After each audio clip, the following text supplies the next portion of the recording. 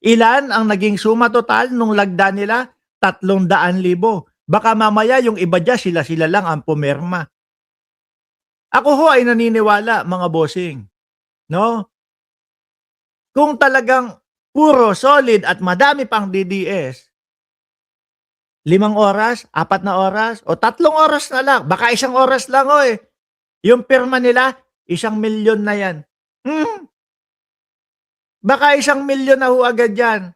Eh, kaso ilang araw, 2 buwan, 3 buwan na yatang nagpapapirma. Hanggang ngayon ho, wala pa din mga bossing. Hanggang ngayon po, pirma, o ayun, send daw sa Supreme Court. Ano naman magagawa ng Supreme Court kung madami? At saka tigil-tigilan, pakitigil-tigilan niyo naman yung pagsasabi ninyo, na boses ng mamamayang Pilipino. Yang ayan, pinatulan ko na 300. Sige, legit na lahat 'yan. No? Kasi ang buong Pilipino ho, mga kababayan, malapit na po tayong umabot sa 120 million po, mga bossing.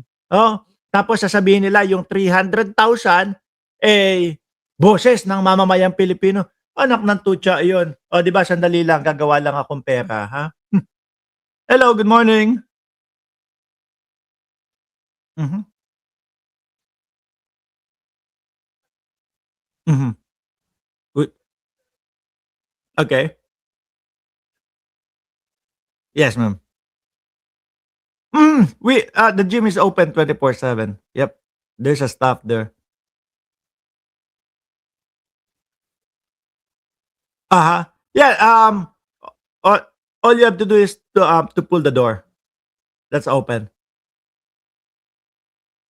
Yes, sir. Yes, sir. Yep, until, they, fix or they, put the lock, I think on Monday or Tuesday.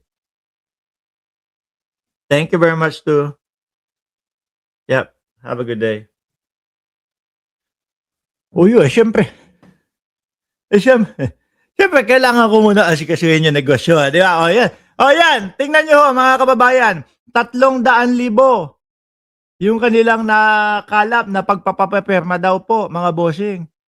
Tapos ang gusto nilang sabihin, eh, boses na ng mamamayang Pilipino yon. Ano nangyari sa atin?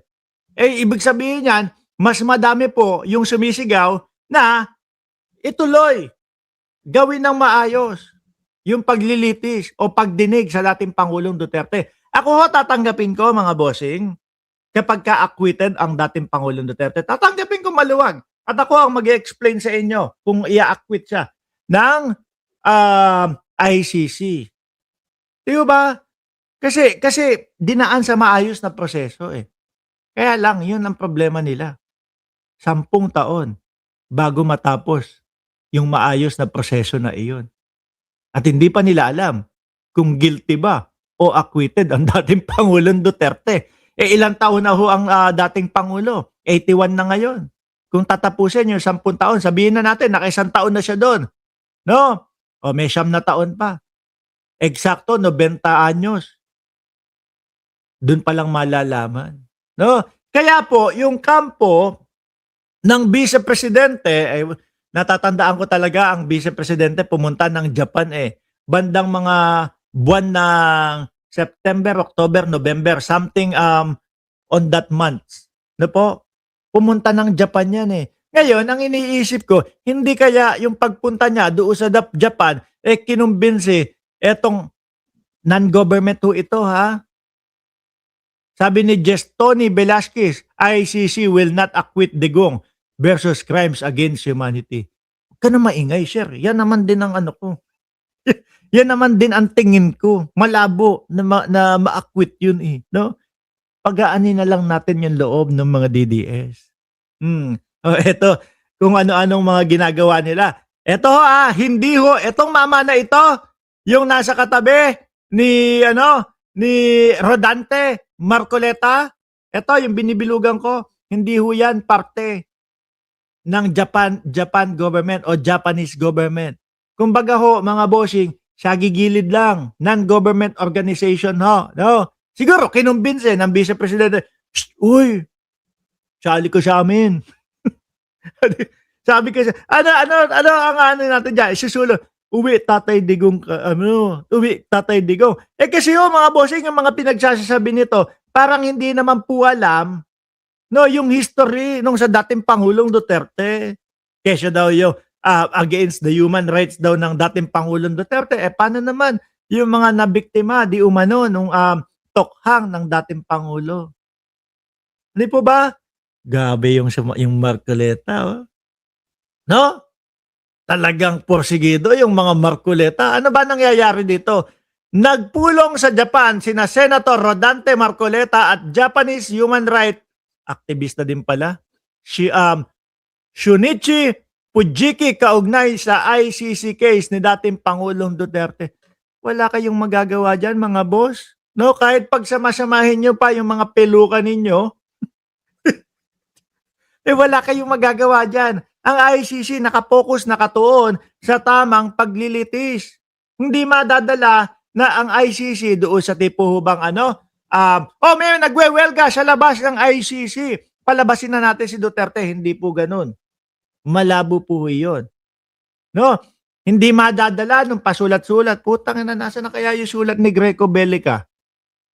Hanggang ngayon, hinahamon ko si Greco Bellica ilabas yung pagkaka-receive ng Pangulo ng Estados Unidos na si Donald Trump doon sa kanyang doon sa kanyang sulat. Naalala nyo, 2025 election, inuuto ni Greco Bellica yung mga DDS, susulat daw ho sa Pangulo ng Estados Unidos para mapalabas daw po si dating Pangulong Duterte. May pinakita pang sulat yon. O di ba? Pagkahaba-haba. Meron din pinakitang sulat kay Putin, pinakitang sulat kay Netanyahu. Yung mga DDS, hanapan nyo. No, si Greco Bellica, Bibang, Bibeng, at si Ma'am Neng Gigi, nandiyan na. Hanapan nyo mga DDS. Greco, di ba inutubo kami nung 2025 election? Tingnan nga namin kung may tatak ng receive by the office of the president yung pinadala mong sulat. Baka wala. Baka pang-uto lang. Sige, kunyari sulat. No, i-type mo yan pagkahaba-haba. Tapos i-address mo sa opisina ni Donald Trump. Tapos wala na. Ipopost ko sa Facebook ko. Tapos wala na, itago mo na sa baul yan. Kailangan makarating yun. No? Kasi dyan sa inyo, utuan ng style dyan. Di ba, Mary Grace Lopez, doon sa mga DDS, utuan ng style dyan. Di ba? Tato! Uy! Shoutout sa'yo. Hindi kami mauuto niyan. Walang utuan system dito. Pawang mga katotohanan at tamang mga balita lang po, mga bossing. Greco's Bellica letter is in a good trust. Sabi ni Jess Tony Velasquez. Tingin ko ganun lang naman yan eh. Tapos, eto, ano to? Para saan naman? Papunta na, pabiyahe na, palipad na ng Japan. Sige, sakyan na natin yung mga katarantaduan nila, no? Sabihin na din po natin, handa na yung eroplano na maghahatid sa dating Pangulong Duterte papunta ng Japan. Para matuwa na naman ho yung mga DDS. Alam niyo naman ho, yung mga yan no? Kahit hindi katotohanan, dukha ng Cereza Force, kahit hindi katotohanan ho, mga bossing, kinakagat nila yan. Pinapaniwala nila yung kanilang mga sarili. Ganyan kagalibol, ganyan kauto-uto ang dating Pangulong Duterte. Ang mga DDS. Hindi, ang dating Pangulong Duterte uto-uto din eh. Bakit? Sabi, magagalit na sa atin yung mga DDS nito. Tawagin mo ba na mauto-uto ang dating Pangulong Duterte? Bakit to, mga kababayan? Paano ho kasi? No, sabi, walang warrant of arrest. Uwi ka na ng Pilipinas. Nagpauto doon sa anak daw na nagsabi walang warrant of arrest. Pagdating sa Pilipinas, no, paglapag ng eroplano, ayun, lipad ulit. para lang pong pupunta sa isang lugar na nag-layover ng 12 oras sa Pilipinas tapos biyahe na ulit. Di ba? Tuloy. Sa pulong na inorganisa ng Republic Defenders for Peace and Unity, tinalakay ang papel ng Filipino community at ng Japanese House of Councilors sa planong conference upang ipaliwanag sa Japanese community ang issue kaugnay kay FPRRD. Naku po, walang pakialam diyan ang komunidad ng Japan.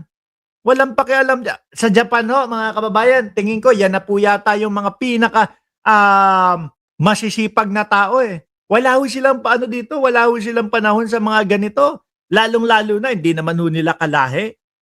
Oh, tsaka marunong at matitino ho yung mga tao sa Japan. Ang tanging ang ginagawa lang ho niyan eh magtrabaho na magtrabaho na magtrabaho kagaya po ng mga kapwa natin Pilipino na nakatira po sa Japan. O di po ba, mga bossing? Hindi. Yung mga ganito, mga politikal, ewan ko na lang.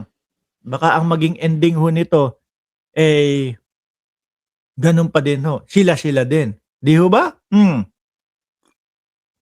Kagaya niyan, iilan lang yan. Eh kung madami hong sumama dito, malamang ho, naka-picture yan sa lahat. Kung madami sumama dito, malamang ho, ang daming ano. Kung sa bagay, meeting lang daw muna. Ano po? Tuloy, isinaalang-alang din ang pag-imbita kay Senator Rodante Marcoleta. Baka si Rodante Marcoleta pa nga ang nagpasimuno dyan eh, na magsalita sa harap ng 40 to 50 miyembro ng Japanese Parliament upang ipaliwanag ang kaso ng dating Pangulo.